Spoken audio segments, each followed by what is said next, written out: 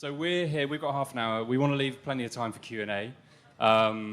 We're here because we're a collaboration. This guy here is Tom from Honest. So he co-founded Honest Burgers, which has got 43. Well, Tom, do you want to do your intro? Yeah, I can introduce myself. Thank you, Alastair. My name's Tom. I'm one of the co-founders at Honest, and we started our business in a marquee, much smaller than this. And we decided to go after the kind of festival burger about 11 years ago. And we've grown the business now to a national burger chain. We've got 43 restaurants, and we have a conscience about where our food comes from. And this is why I now have a very good relationship with these guys from Grassroots, is because we wanted to tackle the biggest carbon emitter of our business. And any restaurant business, it's their food. For us, it was obviously going to be our beef. And this is how we met. And we're going to talk a lot about our beef supply chain and how Grassroots kind of fit into that. Cool, thanks, Tom. So shall we introduce ourselves? Yeah, so my name is James Evans. So I'm a beef farmer from Shropshire. I met Tom coincidentally, really, when the universities a few years ago were trying to ban beef off campuses. And Tom heard me talk a bit about my farm and my farming style, and we've been farming. First of all, we went organic, and then we've gone to more regenerative style farming, and Tom was interested in what we did, then we realised there was a business opportunity to be had. So this is when James and Alastair both got involved. I'm Alastair. I'm a farmer in Yorkshire. I don't have any beef. I'm arable and sheep. I'm a Nuffield scholar in how supply chains collaborate with farmers and brands to scale regen ag. And I'm one of the founders of Grassroots. Yeah, thanks, Alastair. So I'm James Daniel, farmer from Cornwall. Also work as a farm consultant. And James Evans was a client of mine at the time. And it's a lesson in life to say, it says you should always say yes to opportunities. So James had said yes to supplying Tom and Honest with beef. And then when he heard how much they needed, he nearly fell over. So it gave us a nice problem. Could we fix this broken system? Could we reconnect Honest with farmers and farmers with the customers and put food back at the forefront of everyone's mind? Next slide, please. Oh, cool. So how you eat determines how the world is used. This is a quote by Wendell Berry. And this is, I think we're a purpose-led business. So we as we started this, we were all farmers. And we started this because we really want to enable other farmers to become regenerative, either to become regenerative or do more regenerative farming. And we figured that actually a really big part of that is that you need a market. You can't do it on your own.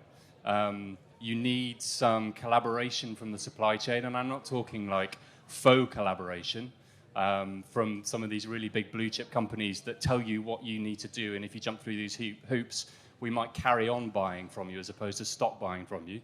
We're talking about working with you to figure out how you put a regenerative standard on your farm, and then basically have a market to buy that produce at a premium over a long period of time.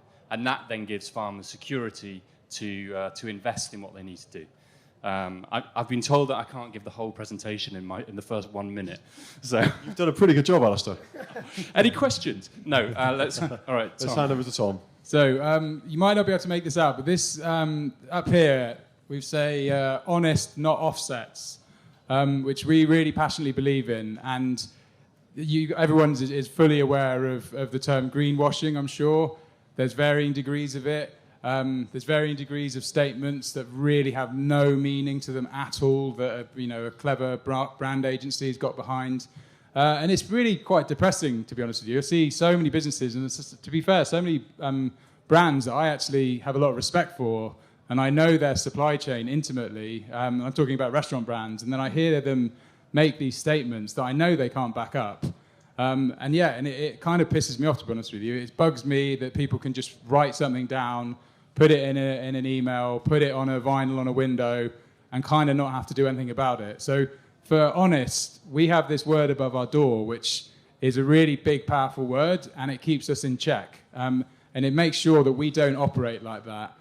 So we wanted to address our sustainability, which as a beef guzzling business, for me, 3 or 4 years ago, that was a very difficult problem to face, and I didn't know what the answer was. It's only, like James said, I heard him very passionately talk about regenerative agriculture, and I went kind of down a wormhole myself on it, that we started to realise, actually, we feel very, very strongly that with the right supply chain, the right partners, we can create, I think, one of the best beef supply chains in the world. And it means that we get to work direct with farmers, which again is such an overused term, but it very rarely actually means what it means. So we're working direct with farmers that these guys are sourcing, and we're buying the whole animal, because that's very important. I just remembered that's actually on the next slide, isn't it, James? I went straight through. Seamless. So yeah, one of the hardest things, you can't work direct with a farmer unless you buy the whole animal, because farmers farm animals, they don't farm cuts. So it's very difficult for most businesses to be able to find a home for the whole animal, which is why the meat industry is so dependent on abattoirs, because they buy everything and they find a home for everything. So our first hurdle was, how can we work direct? Because working direct means we can influence. We can also give farmers peace of mind that we're buying the whole animal off them. We're paying them a fair price above base as well. But it means we need to find a supply chain of our own, because we have managed to make a burger blend out of about 70% of the carcass, which is a lot more than most would ever try. But it works. We've got our own butchery. It's actually worked very, very well, and we've processed about 150 animals, I think, by now. And it's working. So the only thing that we have to partner with is the steaks, because we've never put steaks into a burger. So we have a partnership with some butchers, Turner and George, Select Meats, and Ethical Butcher. And the Ethical Butcher's got a stand just next to us down there. And we then sell the steaks to them, and they then sell them on to partner restaurant brands. And we're getting a lot of attention, because we've been doing this for about 6 months, kind of under the radar. It's only been very recently that we decided to go public with it, because we wanted to make sure that the yields and the supply chain was robust. And now we've got a lot of attention, and a lot of people are asking us if they can get involved. So it's something that I've really loved working on, because for me, and I'm obviously biased, but I really do mean it, it feels like one of the few very authentic approaches to trying to make your business better, which a lot of beef businesses are either completely ignoring, they're doing it badly, they're doing it disingenuously, or like us, we're trying to just do it better. So that is my spiel. Over to you guys. Cool, thanks, Tom.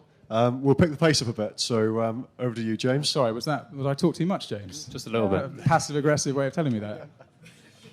Yeah, so what we're trying to do really, this is on, yeah. So what we're trying to do really is we're supporting Regen Ag, and I think the term Regen Ag is getting bandied around quite a bit really, and our definition really of Regen Ag is very farm specific. A lot of people from outside sort of wonder how, or is it a farming system, and I think Regen Ag is specific to your farm.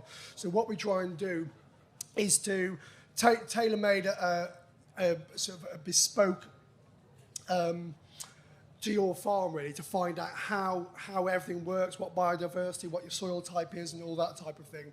But I think I personally went down this route really to, we went from a transition from conventional to feeding cattle intensively to organic to going grass-fed to regen. And that's all very well, that's great, it makes you feel good as a farmer, but there's no real end market, no end product to what we were doing. And now, after meeting Tom and setting up with these guys, the feel-good factor of producing food on farm, and that's a big difference, food.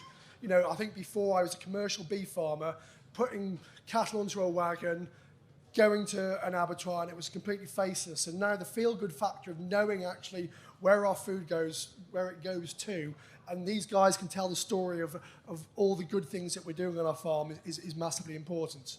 Cool, that's great, James. I didn't realise I was done. No. And so the mental health piece is huge in ag, isn't it? And it's a very one-way process at the moment. We spend 2-3 years rearing an animal and then send it away and you hear nothing back. And in most businesses, most jobs, most professions, that you wouldn't stick at that, would you? You wouldn't keep going to work every day if no one told you anything about how you were doing.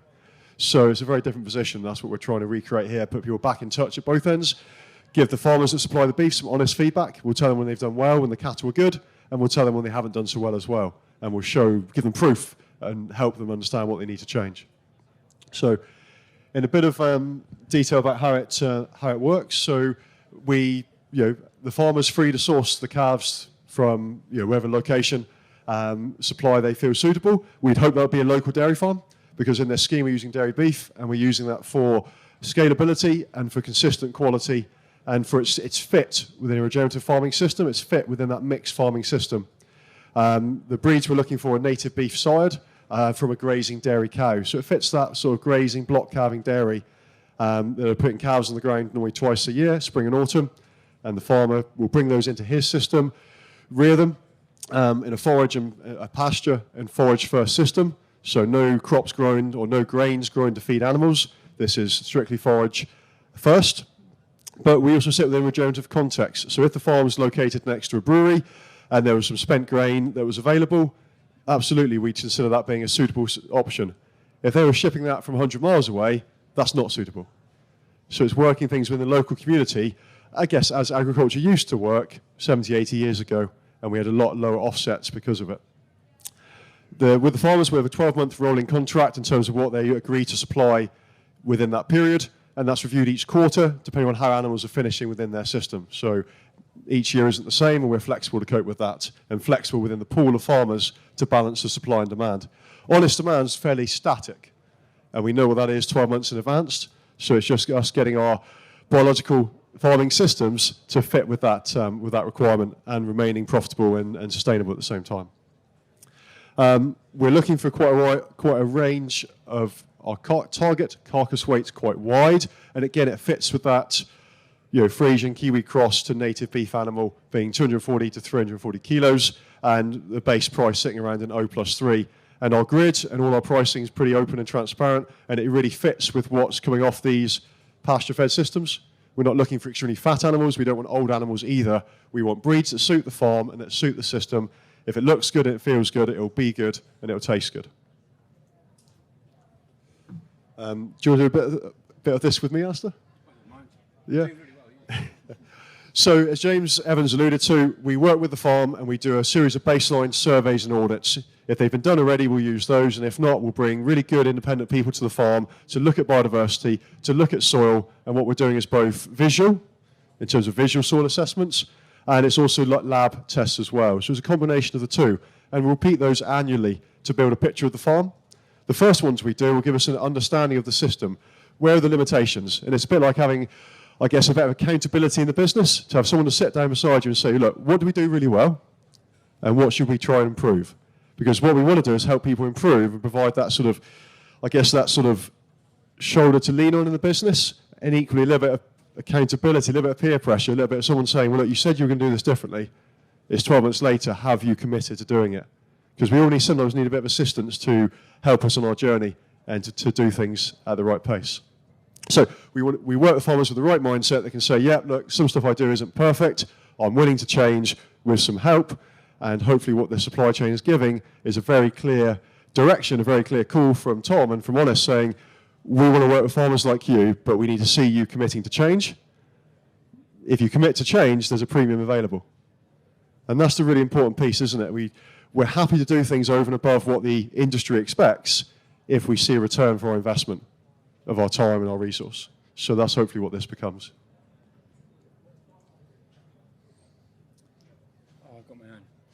I've got my own. So I think what we're just trying to see what they say. Yeah. So come and speak to us. I think there's three things that I want to leave you with here. Is that so I haven't always been a farmer. I used to work in big agribusiness, and then I came back to the farm 5 years ago, and I saw that we were producing these great products, but we couldn't, but we weren't getting enough of the money from it. But we weren't getting enough of the food pound. So I went out and people said, well, you need to go and vertically integrate. You need to go and, put up a farm shop and sell it direct. And I thought, but I actually tried it. And I thought, I can't do that because I'm a farmer. Like, how am I then meant to do production, processing, packaging, distribution, marketing, customer management? It's just not feasible, especially, and this takes me on. So the reason for this, what we're doing here is basically to give that solution to people. Sure, it's not the same as having a farm shop, but it's a pretty good alternative. And And the second is, and a more realistic alternative, I feel, having lived that. The second thing is that this is really a solution. Sure, we've talked about big farms, but our mission is to change the landscape of British farming, right? So we need to convert a lot of acres. That's what we want to do. So we want to work with big farms. Sure, we want to work with small farms. We also want to work with big farms who certainly don't have the time to do this vertical integration. They're producing hundreds of cattle a year. Maybe they have some arable as well. Maybe they're thinking of putting some GS4, some mid-tier into it. They want to, they want to go on a regenerative journey. So we're not just talking about the guys who are already building their own bioreactors on farm. We're talking to people who want to start doing this and need a bit of a market pull to take the next step. And the third thing I wanted to say is that I used an analogy the other day of when a glider plane takes off, it's pulled by another big aircraft, right? And then it gains a load of height, and then it gets released, and it sets off. And that's really what Honest has done for us.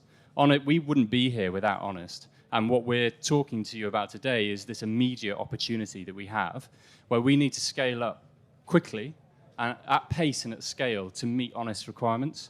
And we think that's an amazing opportunity. But now we're up there. The number of companies that are coming to us saying, we really want to build regen ag into our procurement, into our supply chain. But we can't, we don't know how to talk to farmers. Farmers are difficult people. And I say that being quite difficult myself. So Honest have got us up there, and we have this amazing opportunity with them now. But there's other stuff coming on as well. So I'd really encourage, if you are interested in this, then come and get in touch. Okay, that's good. And so we've had our 10-minute warning. So we're open up for questions. Before I forget, we are at stand D40, and there's three of us together. So the complete supply chain is present. We're there as Grassroots. Honest are next to us, and Honest are cooking burgers and steaks. And the Ethical Butcher have some aged steaks to try. So if you're peckish and it's after 1 p.m., please come and find us. We'd be happy to offer you a burger. 12 p.m. 12 p.m. 12 p.m. now. 12 p.m. Yeah. We're doing breakfast tomorrow, and we've got the Honest Burger with these guys' beef and our homemade rosemary salted chips. We're a bit further that way, though. Yeah, far end of the demo field. And so come and find us, come and have a chat to us. We are looking for farmers, with cattle on farm to come and supply us in 2023. And we're looking for conversations. So if that's you or any people you know, then please come and find us. It'd be great to have a chat. And we're open up for questions. Thank you. Thank you. Well led, Holly. What breed beef are you using today? Thank you, yeah. What breed beef are you using today in the burgers, So do you know? Because we're within dairy beef, the predominant breed is Angus, but we've also seen some stabiliser and some Blue Cross, and I'll start again. Predominantly using Angus, we've seen some Hereford and some stabiliser animals coming through as well, and that's certainly where we need to be. We've also worked with a couple of farmers that have had a wider range of cattle on farm. They've had some Blues, they've had some Frisian crosses, and certainly the first part of this opportunity, this has been 2.5 years in the making, and we've been taking animals through Honest's burger facility for 12 months now. We've tried a range of animals, and that's probably where we've given ourselves the confidence that native beef breeds fit not just what Honest is trying to do, it fits what the butchers are trying to do, and the chefs are trying to do with the steaks as well. It's giving us a 250-gram steak, which is thick, because the carcass isn't too big. And that thicker steak is where the value is for the chef. So it's ironic that where we think suckler beef maybe is the premium, actually in certain markets, it's the smaller carcasses that can provide that nicely marbled, slightly but not over, beef, and it fits the wider farming system as well. Yeah, I think this has highlighted me. Obviously, I'm a suckler cow producer, and very pro suckler cows, but it makes you realise actually probably our carcass weights are too high. So when we're supplying direct to the catering industry and they're moaning about the size of the steaks, when you realise that they can't cut a 10-ounce steak thin enough, because everyone wants a thick cut steak, and if they're paying £30 or £40 for a steak, they want that steak nice and thick. And I think probably as suckler producers, we've got a bit of work to do in trying to produce a smaller carcass. I guess it's because the suckler industry is probably more geared towards the supermarket yields, whereas we're gearing our steak yields more to premium steak restaurants like they said, they would much rather a nice thick steak that you can get a really good crust on it, and you might be cooking it on charcoal, so you need to get that nice thick crust and leave it to rest. So it's really delicious steak there we've managed to produce. And the nice thing is that farm systems wise, it means that it'll be completely possible to finish an animal, with it before the second winter if it was springborn. So we're looking 18 to 24 month time frame from a grass-fed system. So again, this is the nice thing. We're not asking for things that are really special and you lose your premium because you're having to keep animals an extra 6 months. What we're looking for is something that fits with the farming system, that we can manage and we can do in a sustainable or regenerative way in the UK. And that's the nice piece with this, is that the value is really in what works environmentally and financially. Yeah, just while you find the next person, because over here. I think the thing hopefully you take away is this has been built by farmers to work on farm. I mean, obviously it works with supply chain as well, but you look at what's going on there and it's all like brands dictating how to do farming, and you're like, well, you're not a farmer. This is built from farms and saying, brands, this is what you need to take. Hi, so when you're talking about scaling up quickly and kind of at scale, is there danger that when there's a kind of fluid definition of regen ag, that details get lost in the equation, and then, we're onto this thing of greenwash? And second part, do you think there's a kind of certification in the pipeline? Can I answer that? Yeah. Can I answer that? I've just been traveling in California, and I did this thing called black box thinking with a load of philanthropists, which is where you put yourself in 10 years' time and you pull out, and an aircraft has crashed, and you pull out the black box and you go, what's gone wrong? Why did this aircraft crash? And I said, let's do that with regen ag, right? So we're in 10 years in the future and regen ag hasn't worked. What's the big reason for that? And there was a lot of consensus that the reason for that was that it was watered down and it was misappropriated and it was mainstreamed in a way where it just was neutered, right? It lost its power. So we're really, really aware, or I'm really, really aware, that we don't want to head down that. Now, I don't think that having context-specific regenerative agriculture means that you're watering it down. I think what we've got to have is this thing called radical transparency, which means that you can't hide what you're doing. So we're using the Soil Mentor app, which is giving us data, which is saying we're doing soil assessments, visual soil assessments, however often, and we have all that data and we've got photographs. So no, I don't think that there's a risk. There isn't. I think the answer to that is no. The second question around is there a standard in the pipeline? James can answer. Under the bus. So the baselines for us are really important. I think what we've come to realise, even just in 6 months, is that, and this is a message for everyone listening, is if you haven't baseline things on your farm, do it now. Do it now whilst you've started your journey, or before you start, because there's so much interest in what's changed, what's different today, this year, that wasn't there, what's here that wasn't there 12 months ago. And you only get a chance to do those true baselines once, and we see incredible value in that, and we're putting quite a bit of resource and time into doing those on farm, but making them appropriate for the farmer. So a lot of visual indicators so that the farmer can also see what's going on. Lab tests are great, but if you don't understand what they mean, then how can you change your farming practice to improve them? So the visual indicators are as important for us as the lab-based ones are. And the baseline piece is big. We have our own standards, which the farmers sign up to, and they contain things that they should do and things that they must do. And we're not tending to duplicate something like Red Tractor. We're tending to go over and above that. But it's open. It's because every farm is different. We're not telling people what to do. We're trying to lead them and show them what they could do.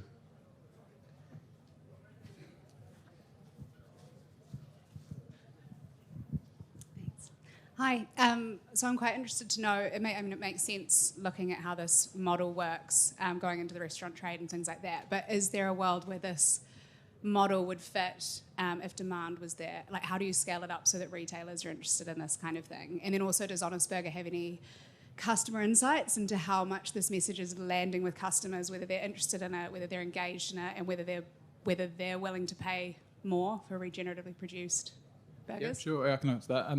I think it's very scalable. Hopefully this is what these 2 days are about, to try and see how many people are interested. But certainly for Honest, one of our biggest issues initially when we started this was our carcass utilisation, which historically has been very poor. As most businesses, they take a very small amount of the animal they need, and sod the rest of it. The abattoir can sort that. So for us to scale, we've gone from the initial blend for our burger, we were needing about 400 or 500 animals a week, to this blend, which we're using a much greater amount of the carcass. And when this is live across the whole company, we're going to need about 50 animals a week. So it becomes far more achievable. Instead of working with 120 farmers, you're working with 20 farmers. I do think it's scalable. Retail is interesting. We've been having some very early conversations with people who are showing interest, but it's too early for me to say, that they'll easily be able to absorb the cost because it is at a premium.